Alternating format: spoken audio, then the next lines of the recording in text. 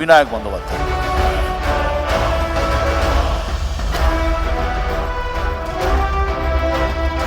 বাঙালি মানে কোন বাঙালি, কে কোন ঠাসা, কে কোন ঠাসা নয়, এবং আমরা বাঙালি কারা? ইস্টবেঙ্গল মোহনবাগান খেলার দিন আমরা যদি গ্যালারিতে উপস্থিত থাকি, যে কোনো গ্যালারিতেই, যে ধরনের গালিবর্ষণ এদিক থেকে ওদিক বা ওদিক থেকে এদিক হয়, তা বোধহয় পৃথিবীর যে কোনো নিয়মে, ফিফার যে কোনো নিয়মে আজীবনের জন্য ব্যান হয়ে যাওয়ার জন্য যথেষ্ট ছিল।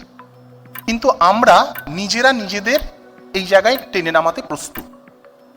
এখন প্রশ্ন জাগে যে বাঙালি সব জায়গায় বাঙালি নেই। একটু আগে আমি শুনছিলাম গর্গ একটি কথা বলল যে বহিরাগতর কথা।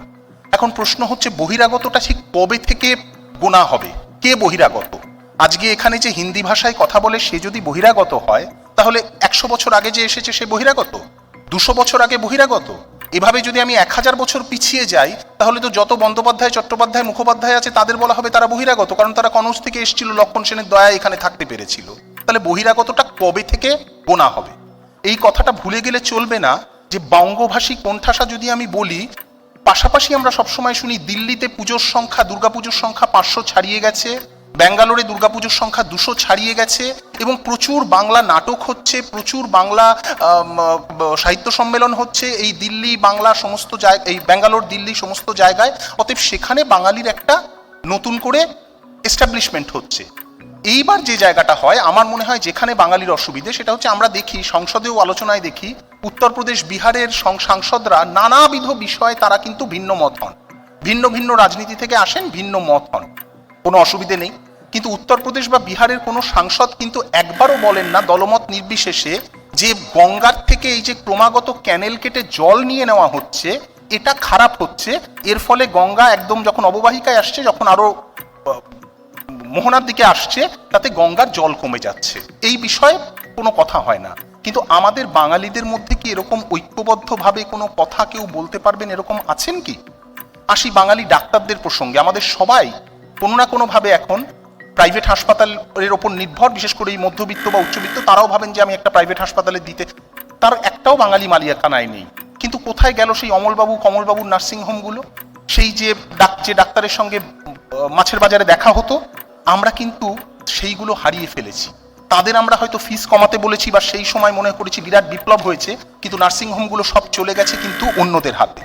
আমরা দেখছি এখানে বিরাট বিরাট সমস্ত হাইরাইজ উঠছে গঙ্গার ধারে, তারা গঙ্গা বিক্রি করছে। হাইরাইজে বলা হচ্ছে এখানে গঙ্গার ধারে আলাদা পাথওয়ে থাকবে বিভিন্ন জায়গায়, বাটানগর থেকে, বজবজ থেকে, বরানগর থেকে, এবং সেখানে অন্য কেউ, এমনকি যারা ধরা যাক কুমারটুলির কোনো একজন যে প্রতিমা বানায়, সে যদি একটা মাটি নিতে যায়, সে মাটি নিতে পারবে না। এই গঙ্গাটা যে বিক্রি করছে, স্থানীয় যারা আছেন ওখানে, তাদের কোনোভাবে কি কম্পেনসেট করা হচ্ছে? তা কিন্তু করা হচ্ছে না। তো এই যে জায়গাগুলো, আমার মতে এই যে পুঁজিগুলো যাদের হাতে, রাজস্থানের সবচেয়ে বড়লোক শহর কলকাতা বা অন্য জায়গার বড়লোক শহর কলকাতা, তার বাইরে যাদের হাতে পুঁজিগুলো বা যাদের হাতে বাঙালিয়ানার সমস্ত নিরিখগুলো চলে যাচ্ছে, আমরা আমাদের যে স্কুলগুলো সেগুলো চলে যাচ্ছে, তার বিরুদ্ধে না বলে আমরা যদি এখন ক্রমাগত আমরা ভাবি যে কজন বিহারি ফুচকা বিক্রেতা এখানে এসছে বা বিহারি ছাতুর বিক্রেতা এখানে এসছে, আমার মনে হয় সেটা একটা সেম সাইড গোল করা হবে।